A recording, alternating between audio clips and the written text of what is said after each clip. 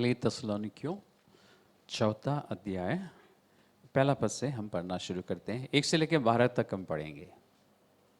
हम पूरा पैसेज को पढ़ेंगे, ध्यान से पढ़ेंगे और हमारे पास यानी हम में से हर एक के पास पवित्र आत्मा है और पवित्र आत्मा हमारी सहायता करेगा। इसलिए पढ़ते समय ध्यान से पढ़ेंगे आप, और इस उम्मीद के साथ पढ़ेंगे कि पवित्र आत्मा कुछ मुझे समझाएगा, मुझे कुछ समझ मिलेगी, कुछ अंडरस्टैंडिंग मिलेगी।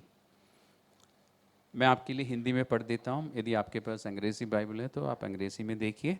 इसलिए हे भाइयों, हम तुमसे विनती करते हैं और तुम्हें प्रभु यीशु में समझाते हैं कि जैसे तुमने हमसे योग्य चाल चलना और परमेश्वर को प्रसन्न करना सीखा है, और जैसा तुम चलते भी हो वैसे ही और भी बढ़ते जाओ, क्योंकि तुम जानते हो कि हमने प्रभु यीशु मसीह की ओर से तुम्हें कौन कौन सी आज्ञा पहुंचाई।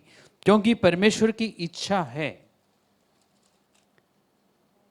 इच्छा यह है कि तुम पवित्र बनो, अर्थात व्यभिचार से बचे रहो, और तुम में से हर एक पवित्रता और आदर के साथ अपनी पत्नी को प्राप्त करना जाने, और ये काम अभिलाषी से नहीं और ना उन जातियों के समान जो परमेश्वर को नहीं जानती, कि इस बात में कोई अपने भाई को ना ठगे और ना उस पर दाव चलाए, क्योंकि प्रभु इन सब बातों का पलटा लेने वाला है, जैसे कि हमने पहले ही तुमसे कहा और चिताया भी था। क्योंकि परमेश्वर ने हमें अशुद्ध होने के लिए नहीं परंतु पवित्र होने के लिए बुलाया है। इस कारण जो इसे तुच्छ जानता है वे मनुष्य को नहीं परंतु परमेश्वर को तुच्छ जानता है, जो अपना पवित्र आत्मा तुम्हें देता है। किंतु भाईचारे की प्रीति के विषय में ये आवश्यक नहीं कि मैं तुम्हारे पास कुछ लिखूं, क्योंकि आपस में प्रेम रखना तुमने आप ही परमेश्वर से सीखा है। और सारे मकदूनिया के सब भाइयों के साथ ऐसा करते भी हो। परंतु हे भाइयों, हम तुम्हें समझाते हैं कि और भी बढ़ते जाओ, और जैसे हमने तुम्हें आज्ञा दी है वैसे ही चुपचाप रहने और अपना अपना काम काज करने और अपने अपने हाथों से काम करने का प्रयत्न करो, ताकि बाहर वालों से आदर प्राप्त करो और तुम्हें किसी वस्तु की गठी ना हो। मैं पूरा पैसेज इसलिए पढ़ता हूँ क्योंकि आपको कानों से सुनना चाहिए और आंखों से देखना चाहिए कि इसमें लिखा क्या है, यानी परमेश्वर क्या बता रहा है। और पढ़ते समय आपको कुछ ना कुछ पवित्र आत्मा ने बताया होगा। अगर नहीं बताया है तो कोई बात नहीं, अभी बताएगा। ध्यान से फिर से देखिए। इस चर्च के विषय में आपको थोड़ा सा बताना चाहूँगा, याद दिलाना चाहूँगा। आपको मालूम है प्रेरितों के कामों में जब हम जाते हैं 17वें अध्याय में इस चर्च के विषय में चर्चा है। मकिदुनिया आपको याद होगा, मैसेडोनिया, फिलिपी में जो चर्च है, वहाँ से निकलने के बाद ये लोग थिस्सलुनीकिया पहुँचे थे। वहाँ पर पौलुस और सिलास और बाद में तीमुथियुस, इन तीनों को, अब आप ध्यान से सुनना, 3 याद रखना, 3, ठीक है? 3 साल नहीं, 3 महीने नहीं, सिर्फ 3 हफ्ते का समय था उनके पास, इन तीनों लीडर्स के पास, उस चर्च को यानी थिस्सलुनीके के शहर में आके उन लोगों ने यीशु मसीह का सुसमाचार सुनाया, लोगों ने विश्वास किया और वहां पर एक कलीसिया बनी, और उस कलीसिया में उनके पास सिर्फ 3 हफ्ते का समय था। सोचिए इस बारे में और पवित्र आत्मा से मदद मांगिए कि आपको समझ आए। हमारे पास, हम लोग एक कलीसिया में कितने साल हो गए? 3 साल नहीं, कईयों को तो 20-25 साल हो गए। इस कलीसिया में सिखाने वालों के पास सिर्फ 3 हफ्ते का समय था, और उन 3 हफ्तों में आपने कम से कम 3 बार यहां पे पढ़ा है कि हमने तुम्हें समझाया था, हमने तुम्हें चिताया था, हमने तुम्हें सिखाया था। इन 3 हफ्तों में, और अपने अपने जीवन को देखिए, 3 हफ्ते में इस चर्च ने बहुत कुछ सीख लिया। बहुत कुछ का मतलब बुनियादी बातों को सीख लिया। शुरुआत में वो बताता ना कि जैसे हमने तुम्हें सिखाया था कि परमेश्वर के योग्य चाल चलो, बुनियादी बातें, परमेश्वर को प्रसन्न करने के लिए जियो, बुनियादी बात। और उस कलीसिया ने, यानी वहां के नए विश्वासियों ने उन बातों को कस के पकड़ लिया। वो बात उनके जहन में, उनके हृदय में ऐसी बैठ की। ध्यान रखना, ये नई कलीसिया है, जैसे हम लोग एक जमाने में थे, हम सब नए थे प्रभु में। और यहां पर इस पूरे पासेज को पढ़ते हुए मुझे ऐसा लगा पवित्र आत्मा इन लोगों को, इस कलीसिया को इस पत्री के द्वारा ऐसे समझा रहा है जैसे कि वो नर्सरी में पढ़ने वाले छोटे बच्चे हो।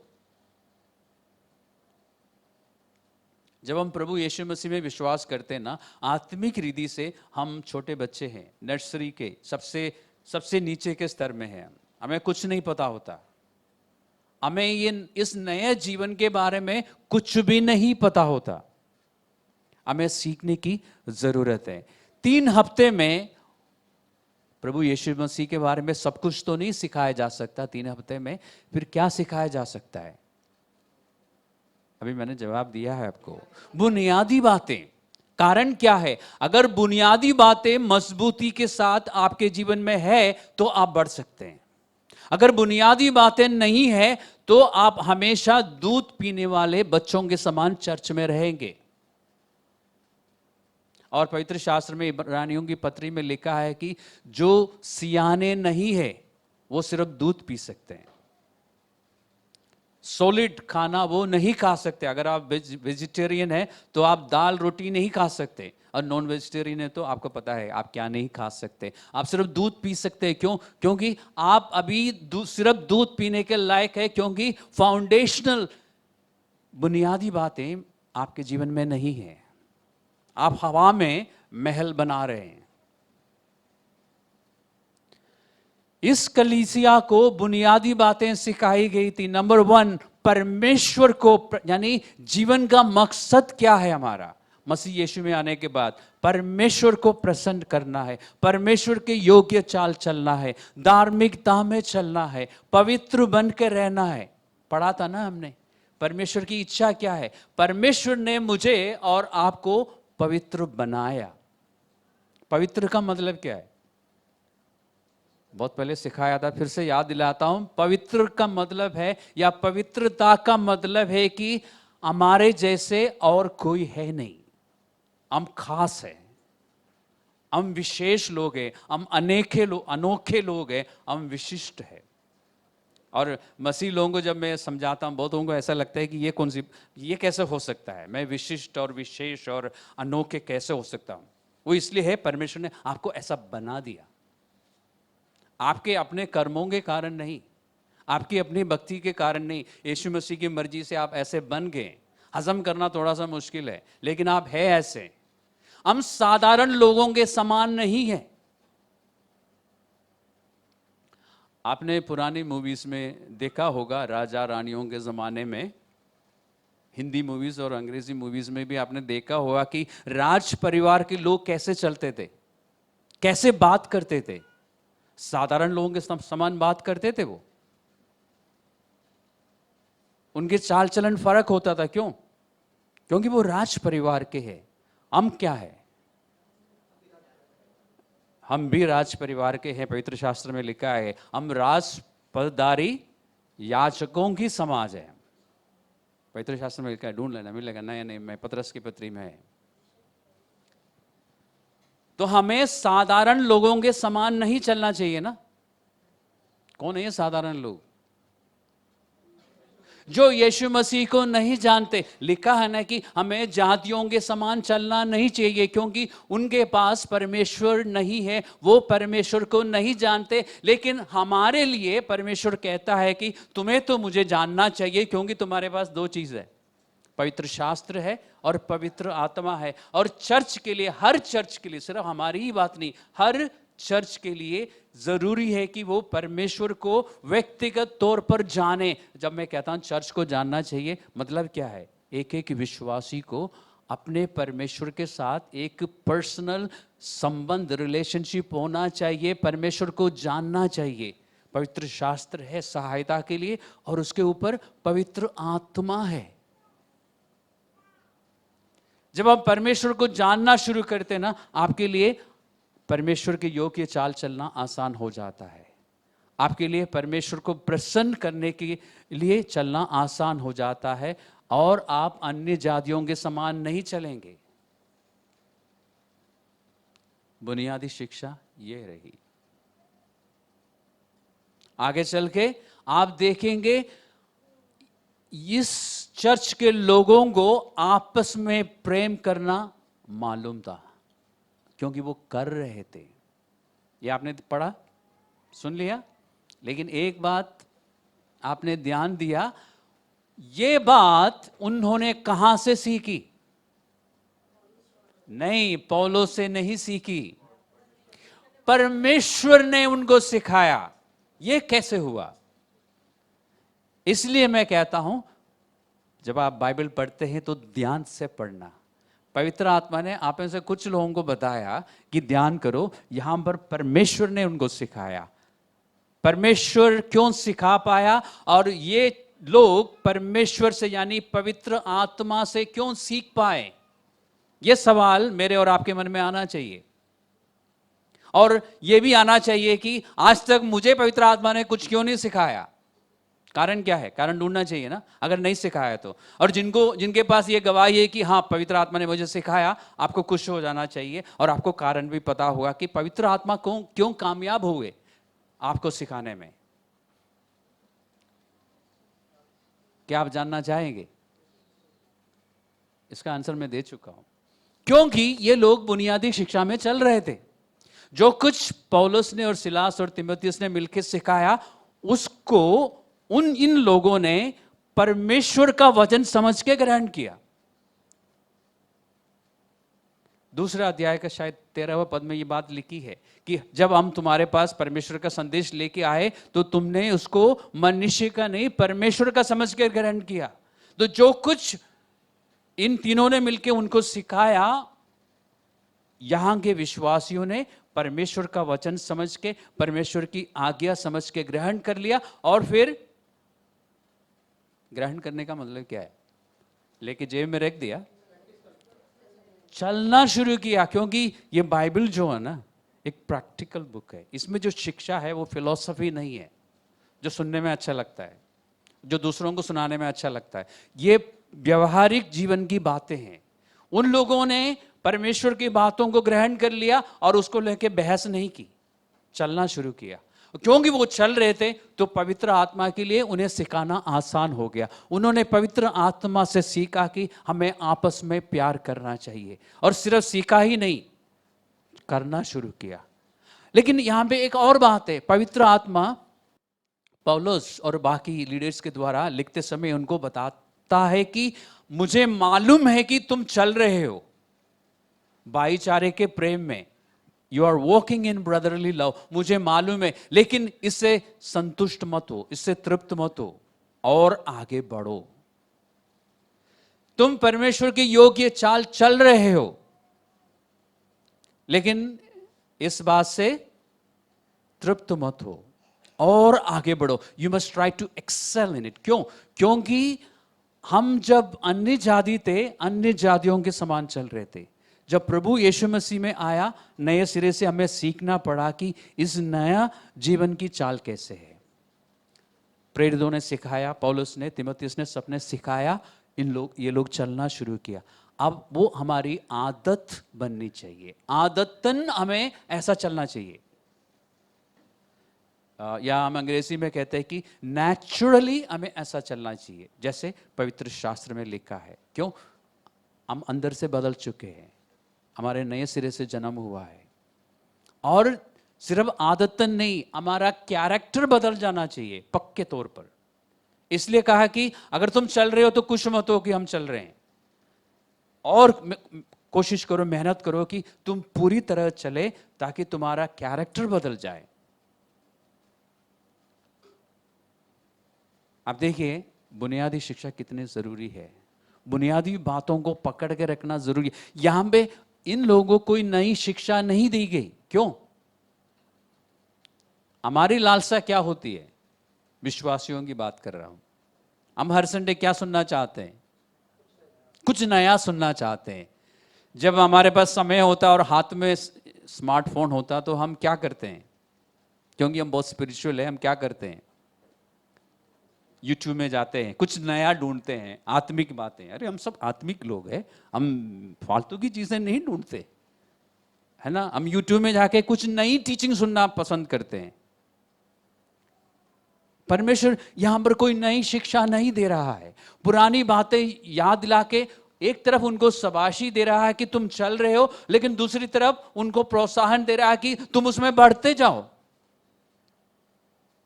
एक और बात आपने ध्यान दिया, यहां पर हम लोग गवाही देते हैं ना, कुछ लोग संडे के लिए वेट करते हैं कि आज गवाही देना है, और पास्टर जेम्स मौका नहीं देता, फिर हताश होकर चले जाते हैं, है ना। ये सच है ना? कोई नहीं बोलेगा। आज मेरे पास एक गवाही है, लेकिन पास्टर जेम्स ने मौका नहीं दिया। कुछ लोग पास्टर किसी और को अप्रोच करते हैं ताकि वो मुझे अप्रोच करे, है ना, रिकमेंडेशन। और हमारी गवाही में होता है क्या है? ईमानदारी से बोलना, हमारी गवाही में होता है क्या है? या तो मैं बीमार था, यीशु मसीह ने मुझे ठीक किया, मुझे पैसे की तंगी थी, मैंने प्रार्थना की, इफरात से पैसे आ गए, मेरी नौकरी चली गई थी, मैंने प्रार्थना की, या किसी और ने प्रार्थना की, नौकरी मिल गई, यानी मेरी समस्याओं से मुझे छुटकारा मिला और जो चीज़ें मुझे चाहिए थी वो सब मिल गई। ओके, वो मेरी गवाही है परमेश्वर के प्रति। थिस्सलुनीकियों की पत्री में पवित्र आत्मा गवाही देता है वहां के विश्वासियों के लिए कि तुम भाईचारे के प्रेम में चल रहे हो, तुम परमेश्वर के योग्य चाल चल रहे हो, तुम परमेश्वर को प्रसन्न करने के लिए जी रहे हो। किसकी गवाही? ये होनी चाहिए हमारे जीवन में। मेरी लालसा पूरी हुई, मेरी जरूरत पूरी हुई, वो गवाही अच्छी है, गलत नहीं है, लेकिन वो आपकी गवाही है। पवित्र आत्मा ने क्या आपके लिए गवाही कभी दी है? इस चर्च को देखिए। मैं इस पत्री को जब पढ़ रहा था, मेरे अभी भी जब मैं बोल रहा हूं मेरे रोंगटे खड़े हो जाते हैं, क्योंकि इस पत्री की शुरुआत में अगर आप जाएंगे तो पता चलेगा कि यहां के लोगों ने किस रीति से अपने मूर्तों के छोड़कर परमेश्वर की ओर फिर गए। और ये कलीसिया जो है एक नमूना है दूसरी कलीसियाओं के लिए। पहला अध्याय में आपको मिलेगा, विश्वास में, आशा रखने में और प्यार करने में ये दूसरों के लिए एक एग्जाम्पल रहा। ये कलीसिया एक नमूना रही है हमेशा। यहां से वचन दूसरों तक पहुंचा है। इनसे पहले जो विश्वास में आए थे उनके लिए एक आदर्श थी ये कलीसिया। ये सब बातें जो मैं बोल रहा हूं पहला और दूसरा अध्यायों में आपको मिलेगा। मजा तब आता ना जब पवित्र आत्मा मेरे लिए गवाही दे, है ना। नहीं, आपके लिए भी ठीक है। आप उदासी छा गई, चलो अपनी ही बात कर रहा है, ठीक है। मेरा मतलब, मेरे से मेरा मतलब आपके लिए, आप अपने लिए, आपके लिए जब कोई पवित्र आत्मा गवाही दे कि ये मेरे मर्जी के अनुसार चल रहा है, तब स्वर्ग में, जीवन के पुस्तक में इसका मतलब आपके लिए लिख दिया गया कि ये सही चल रहा है। यहां पे पृथ्वी में खड़े होके आप ये गवाही देते हैं, परमेश्वर खुश है उस बात से भी कि आपने परमेश्वर की महिमा की, कि ये बता के कि परमेश्वर ने मेरे लिए काम किया। लेकिन आपकी ख्वाहिश, आपकी लालसा ये होनी चाहिए कि परमेश्वर मेरे लिए गवाही दे। कभी सोचा नहीं था ना, कभी ये बात मन में नहीं आई ना। तो आज के बाद ये चाहत रखिए कि परमेश्वर मेरे लिए गवाही दे कि ये मुझे प्रसन्न करने के लिए जी रहा है, तब मजा आएगा ना। यानी हमारे सोच में, हमारी बातों में और हमारे व्यवहार में, हमारे कार्य में, यानी जो कुछ भी हम करें वचन के अनुसार करें। अगर हम करते रहेंगे तो बार बार पवित्र आत्मा की ओर से गवाही होगी, टेस्टिमनी होगी कि ये मेरा प्रिय पुत्र है। अभी हम क्या है? पुत्र है। इस बारे में अभी समय नहीं तो मैं सिखा देता। अभी हम परमेश्वर की संतान है। पुत्र बनने के लिए समय लगता है। एक बार मैंने सिखाया था, ये हमारे चर्च में लोग सीख के भूल जाते हैं, तो कोई बात नहीं, फिर किसी दिन याद सिखाऊंगा जरूर। अभी हम संतान है, पुत्र बनने के लिए समय लगता है कि परमेश्वर ये कह सके कि ये मेरा प्रिय पुत्र है। तसलोनिकियों को लेके परमेश्वर ने कहा है तुम चल रहे हो, इसका मतलब वो सिर्फ संतान नहीं, पुत्र बन गए। यानी पुत्र उनको कहते हैं जो बच्चे जिम्मेदार है, जिन पर परमेश्वर भरोसा कर सकता है, जिनको जिम्मेदारियां दे सकता है। दुनिया में भी तो ऐसे ही होता ना, बच्चे जब बड़े हो जाते हैं, सियाने हो जाते हैं, तो उनको जिम्मेदारी दी जाती है। पेरेंट्स गर्व से कहते हैं कि ये मेरा बेटा है या मेरी बेटी है। अब परमेश्वर दोनों को बेटा कहता है, लेकिन उस स्टेज तक पहुंचना चाहिए हमें, और ज़्यादा समय नहीं है हमारे पास, सिर्फ 120 साल है मैक्सिमम, और उससे पहले प्रभु आ गया तो वो फिर कम हो जाएगा। इसलिए जल्दी जल्दी हमें कोशिश करना है। फाउंडेशनल चीज़ों पर मेहनत कीजिए। फाउंडेशनल शिक्षा जो आपको मिली है उसके अनुसार आप चलते रहो। नई नई बातों को सीखने की ज़रूरत नहीं है।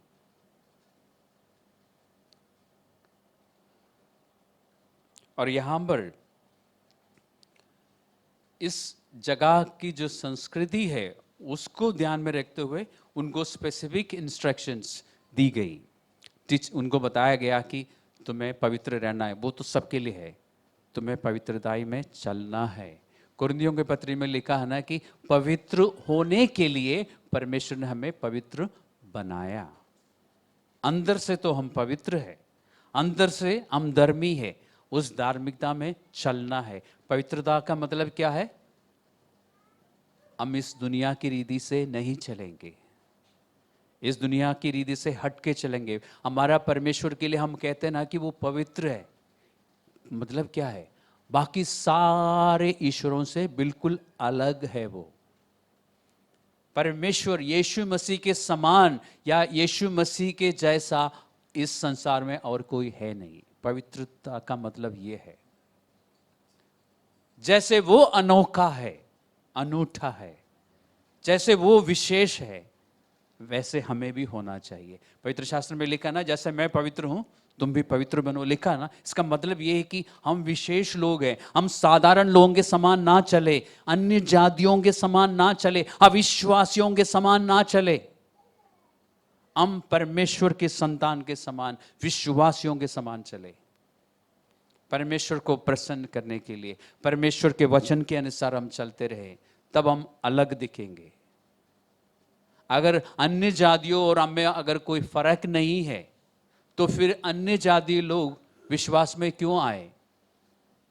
2018 में मैंने आपको एक वीडियो के बारे में बताया था ना, एक पुजारी ने एक छोटा सा वीडियो क्लिप मैंने उनका देखा था, सुना था। उसमें वो कहता है कि क्रिश्चियन से कहते हैं, प्रचारकों से कहते हैं, गॉस्पेल शेयर करने वालों से वो कहता है कि हमारे पास आप बाइबल की बातें लेके मत आओ, हमें मत बताओ यीशु मसीह कौन है, हमें मत बताओ सुसमाचार क्या है। क्यों? वो कहते हैं पहले जी के दिखाओ। और वो बाइबल को कोट करता है, कहते हैं आपके सुसमाचार में लिखा ना कि अपने भाई के आंख में से वो तिनका निकालने से पहले खुद की आंखों से वो लट्ठा है वो निकालो। वो कहता है कि आपके बाइबल में लिखा है ना पहले जी के, पहले प्रैक्टिस करके दिखाओ। सब भूल गए होंगे, 2018 में मैंने आपको बताया था, एक कहीं पढ़ा हुआ मैं आपको पोस्ट कर देता हूं आपके लिए। अन्य जातीय कह रहा है कि अगर मसीह में होने के कारण कुछ फायदा है, कुछ फर्क है, तो हमें देखने तो दो। आप कह तो रहे हैं, लेकिन आप में और हम में कोई फर्क नहीं है।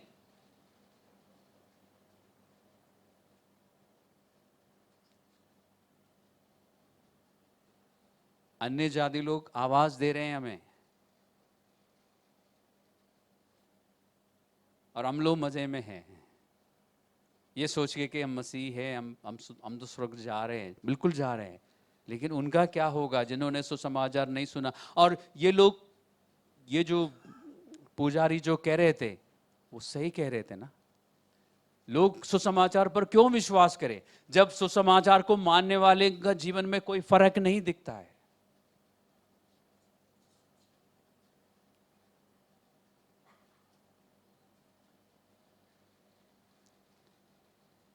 साधारण भाषा में बोलो, ये कह रहे ना, हम तो मानते हैं कि हम बेईमान हैं, लेकिन तुम क्यों बेईमान हो?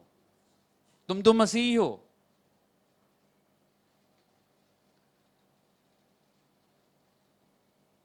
हम तो मानते हैं कि हम चोरी करते हैं, ये सब कुछ करते हैं, तुम क्यों करते हो? तुम्हें तो नहीं करना चाहिए ना।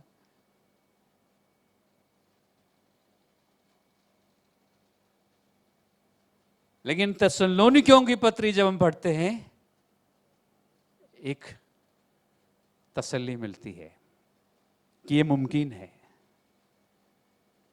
परमेश्वर को प्रसन्न करने के लिए हम जी सकते हैं, परमेश्वर की मर्जी के अनुसार हम अपने जीवन को चला सकते हैं, क्योंकि यहां पर हमारे पास सबूत है। परमेश्वर गवाही देता है, पवित्र आत्मा टेस्टिमनी देता है।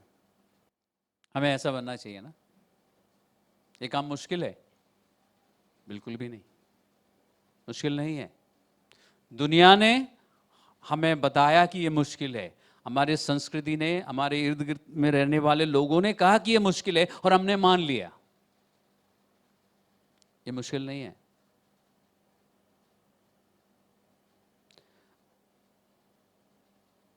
दो 2000 साल पहले जब ये कलीसिया थी थिस्सलुनीके शहर में, ये ग्रीस में है, उनको बहुत ज़्यादा तकलीफ में से निकलना पड़ा। वहाँ के लोगों को बड़ी परीक्षाएं आई। हमारे देश में हम बिल्कुल ठीक है, हमारे देश में आज़ादी है, ऐसा कोई कानून नहीं है कि हम यीशु मसीह में विश्वास नहीं कर सकते। हमारे देश में इतना सताव नहीं है जितना उस समय इन कलीसियाओं पर आया था। उस समय वहाँ के लोगों ने, यानी थिस्सलुनीके शहर के लोगों ने करके दिखाया कि वचन के अनुसार हम चल सकते हैं। और उनके पास पूरी बाइबल नहीं थी, उनके पास पुराने नियम की कॉपी भी नहीं थी, और ना नया नियम की। जिस समय पौलुस ये पत्री लिख रहा है, उस समय उनके लिखने के बाद उनके पास एक पत्री पहुंची। कौन सी पत्री? थिस्सलुनीकियों की पत्री। उनके पास नया नियम नहीं था, उनके पास रिकॉर्डिंग डिवाइसेस नहीं थे कि शिक्षा जो मिलती है उसको रिकॉर्ड करके बाद में यूट्यूब में सुने। वो लोग याद रखते थे कि क्या सिखाया गया था, यानी सच्चे मन से परमेश्वर को प्रेम करते थे। अगर ये लोग कर सकते हैं तो क्या हम नहीं कर सकते? आगे चल के उनको बताया गया कि हमने तुम्हें सिखाया है, फिर दोबारा याद दिला रहा हूं। क्या सिखाया? कि तुम अपने अपने काम करते रहो, अपने काम से मतलब रखो, दूसरों की जिंदगी में दखल मत करना। पढ़ा था ना? यानी दूसरों को ठीक करने से पहले खुद को ठीक करो। ये इंसान की फितरत में है ना। दूसरों की कमियां आपको, हमें बहुत साफ रीति से दिखाई देती है। सिर्फ दिखाई देती नहीं, हम लग जाते हैं फिर उनको ठीक करने में, उनको समझाने में, उनको बताने में, फिर दूसरों को भी जाके बता, गॉसिप नहीं, प्रार्थना करने के लिए। ठीक है, हम दूसरों को, हम लोग गॉसिप नहीं करते, है ना। हम दूसरों को जाके इसलिए बता रहे हैं ताकि वो भी प्रार्थना करे इस भाई या बहन के लिए, क्योंकि वो ठीक नहीं चल रहा है।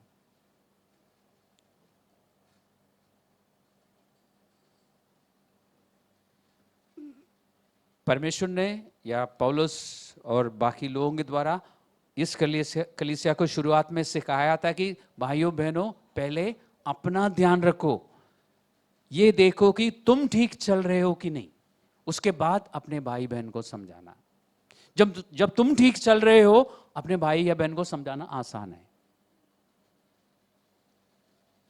क्योंकि उनके पास एक आदर्श है ना, एक नमूना है अच्छा वाला, और इनको फिर से याद दिला रहा है कि जैसे हमने तुम्हें शिक्षा दी थी, अपने जीवन से पहले मतलब रखो, अपने आप को ठीक रखो, उसके बाद दूसरों के बारे में, दूसरों को ठीक करने के लिए निकल पड़ो। और यही शिक्षा यीशु मसीह ने दी थी ना। आंख, तिनका, लठ, याद है ना? 3 शब्द याद रखने से सब बहुत कुछ समझ आता है। और फिर कहा कि अपने हाथ से मेहनत करो, आलसी बन के मत रहो, ये सोच के कि यीशु मसीह जल्दी आने वाला है तो पैसा वगैरह कमा के बैंक बैलेंस वगैरह रख के क्या फ़ायदा है, 2-3 दिन में आ जाए तो फिर अन्य जाति लोग खा जाएंगे। इससे पहले, इससे अच्छा ना कि मैं आलसी बन के बैठूँ, कमाऊँ ना। मेरे भाई बहन है ना जिनके पास पैसे बहुत हैं, 1-2 बार उनसे ले लूँगा या उनके घर पे चले जाऊँगा, खाऊँगा। ऐसा मत बनो, मेहनत करो, पैसा कमाओ, फिर खाओ। आलसी बन के नहीं, दूसरों के उदारता में नहीं। सुनने में ऐसा लगता है ना कि ये छोटी छोटी बातें परमेश्वर सिखा रहा है ना? साधारण सी बातें, सरल बातें, सुनने में बहुत सिल्ली नहीं लगता? भाई मेहनत करो, काम करो। चर्च में हाई स्पिरिचुअल बातें बताई जानी चाहिए ना? नहीं भाई, हम लोग स्पिरिचुअल लोग हैं, बड़ी बड़ी बातें, आत्मिक लेवल, बड़ी हायर लेवल की बातें सिखाई जानी चाहिए। थिस्सलुनीकियों की पत्री में उन लोगों को क्या शिक्षा मिली? बुनियादी शिक्षा, सरल बातें, सिंपल बातें। ये जो सिंपल बात है ना, लोगों को, दुनिया को सिल्ली लगती है, लेकिन देखा जाए तो आपको ये पता चलता है वचन का अध्ययन करने से, सिंपल बातें, सरल बातें गहराई की बातें होती है। अगर आप इन सरल बातों में मजबूत हो जाएंगे तो परमेश्वर की योग्य चाल आप चलेंगे, परमेश्वर को आप प्रसन्न करते रहेंगे अपने जीवन के द्वारा।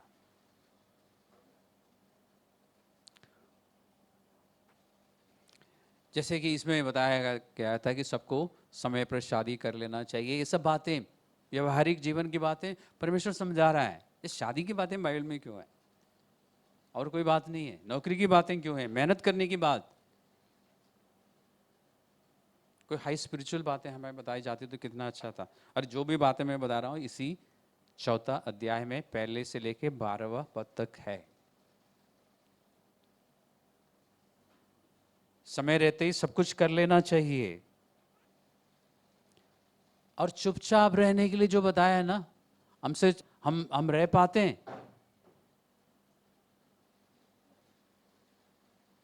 चुपचाप रहने का मतलब है कि पहले अपने आप को ठीक करो, उसके बाद दूसरों के जीवन में दखल करो। और क्या इसमें हम देखते हैं? मेहनत करो, अपने हाथों से काम करो। और मैं आपको बताता हूं, जब आप इन बातों पे ध्यान करेंगे ना तो दुनिया आपकी मजाक उड़ाएगी, क्योंकि दुनिया के पास बड़ी ऊंची ऊंची बातें हैं, फिलोसॉफिकल बातें हैं। लेकिन हम कहेंगे नहीं, हमें इन बातों पे ध्यान करना है, तो दुनिया बोलेगी कि तुम बुज़दिल हो, तुम पागल हो, बहुत कुछ बोलेगी। लेकिन वचन अनुसार चलते रहो।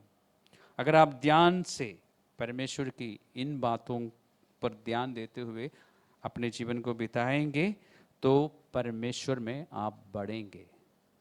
पतरस की पत्री में हमारे लिए एक आदेश है, यीशु मसीह की पहचान और उसके अनुग्रह में बढ़ते जाओ।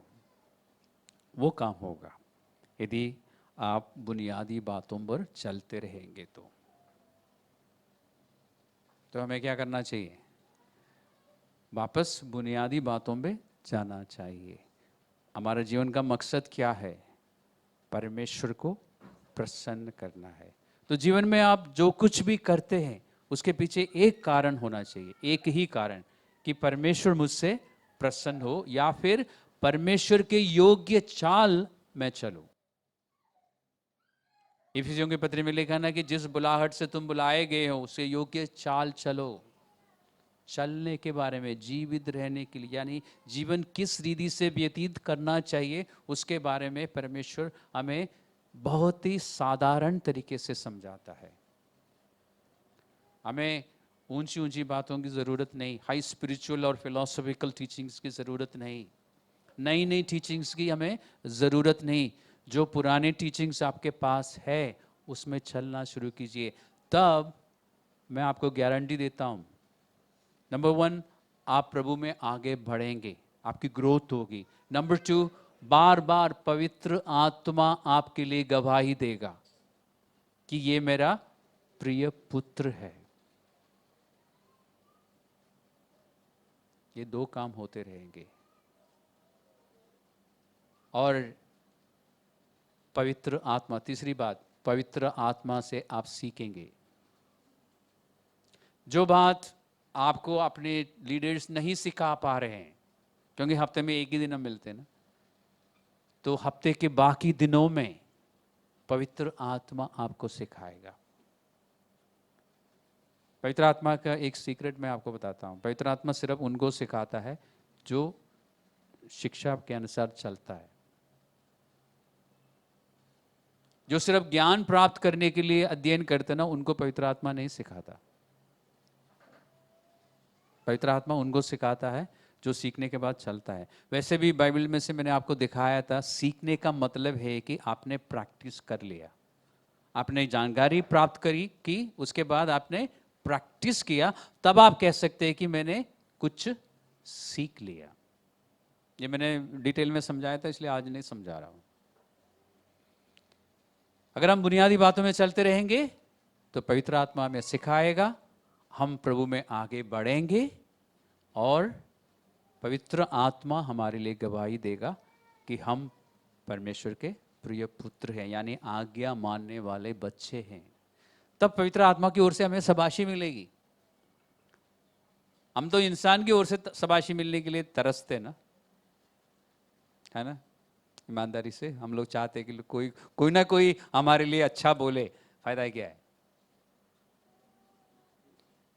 अगर शाबाशी सुनना है तो परमेश्वर से शाबाशी सुनने की तमन्ना रखो, क्योंकि परमेश्वर जब आपको शाबाशी देता है तो उसमें ईमानदारी है, उसमें चापलूसी नहीं है। आपसे कुछ पाने, हम एक दूसरे की चापलूसी क्यों करते हैं? कुछ पाने के लिए, अपने फायदे के लिए, तो कोई भी कर लेगा। लेकिन परमेश्वर ऐसा नहीं करता, इसलिए परमेश्वर से शाबाशी पाने के लिए कोशिश करो। तो थिस्सलुनीकियों की पत्री पढ़ने से या उस चर्च के बारे में पढ़ने से हमें कुछ कुछ बातें समझ आई। हम प्रैक्टिस करेंगे 2024 से, नहीं आज से करेंगे, अभी से करेंगे, है ना। अभी से हम प्रैक्टिस करेंगे और फिर हमारे पास ये गवाही होगी कि परमेश्वर के पास मेरे लिए गवाही है।